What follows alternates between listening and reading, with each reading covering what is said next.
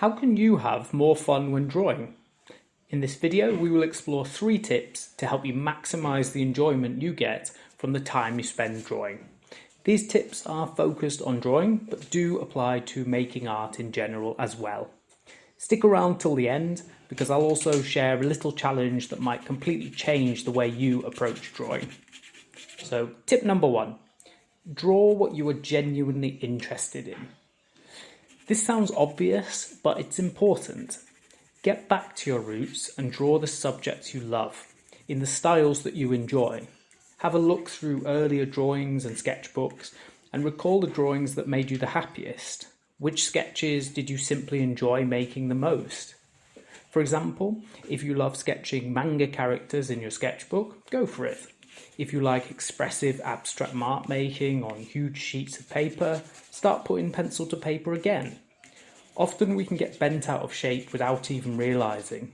During the 4 years of my art degree, I didn't draw a single cartoon, even just for fun, because I felt like I had to focus on more serious types of drawing, and that was a massive mistake in hindsight. Maybe for you, there's a lot of internal pressure to master portrait sketching, for example, or you want to concentrate on working with ink pens for a while, but the process is proving harder than you thought. Stepping back and refocusing on something fun for a break often provides clarity and fresh eyes when you return. Don't feel that you ever need to draw in a certain style or only focus on one type of work. I love the fantasy illustrations of Mark Gibbons, but I also like the sculptural drawing machines of Mona Hatoum. These two things are pretty far apart on the drawing spectrum, but who says I can't enjoy both? In order to improve with drawing, you do need to study and practice in a methodical way sometimes. Take life drawing, for example. That can be a fantastic method to academically sharpen your drawing skills, but that can also make it feel like a chore at times as well. If you're feeling stuck or unmotivated, get back to sketching what you love and take the pressure off for a while. And it's not just about subject matter, it's about style too. Maybe you're into hyperrealism, or maybe you love loose, cartoony doodles. Both are valid. The more personal and enjoyable the subject and style, the more likely you are to stick with it. So next time you sit down with your sketchbook, ask yourself, what do I actually feel like drawing right now? Not what social media wants, not what art school assignments dictate. What do you want to draw? Tip 2, balance learning and pure doodling. Tip number 2 is all about balance. Make time for learning focused drawing and make time for simply doodling and sketching with no purpose other than the love of drawing itself. Here's what I mean. Improving your skills, like practicing anatomy, perspective, shading, that's important. But if all your drawing time feels like homework, you're going to burn out and not enjoy it. That's where doodling for fun comes in. Just letting your pen wander, drawing silly characters, random patterns, or things from your imagination. No rules, no pressure, no expectation that it has to be good. Think of it like exercise versus play. Intelligently programmed exercise makes you stronger and fitter, but play keeps you joyful. And you need both in your drawing practice. So maybe set aside 20 minutes for structured learning, like following a tutorial or practicing a technique. Then give yourself another 20 minutes to just go wild and draw whatever comes into your head. That balance keeps you improving and keeps you loving the process. Over time, you will find fun in both of these pursuits, but you will also understand how they interrelate and work with each other. If you endlessly draw the same building and perfect your perspective skills, that's great for becoming skillful, but what's the point if your drawings look exactly like the work of everyone else that are also good at perspective drawing?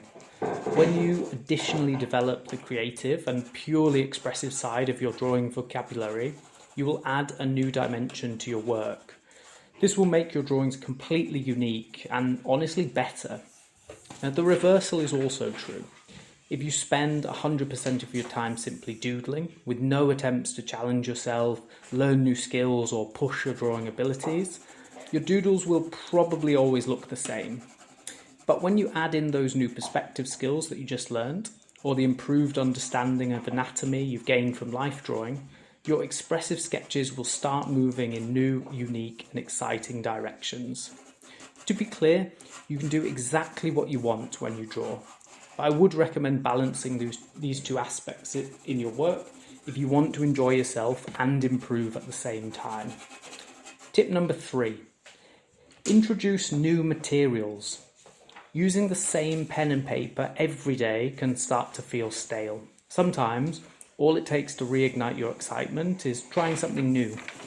If you need to inject a bit of fun back into your sketching, try using a new material or piece of equipment that you've never tried before. This could be anything: watercolour paints, coloured pencils, markers, digital brushes, even just a different kind of sketchbook, drawn wood or metal or plastic. You don't have to buy an entire art store, just pick one new material and play with it. Sometimes that fresh tool is enough to spark new ideas and make you see your art in a completely different way. Use whatever you have to hand. This will make the process even easier. Spare spray cans lying around in the garage, cut up some stencils and add them onto your drawings. Sketch on an old skateboard deck, get some marker pens and draw on an old pair of shoes. Stain your paper with food dyes and draw over the organic colours and shapes. There is no right or wrong idea here, just go with whatever you feel.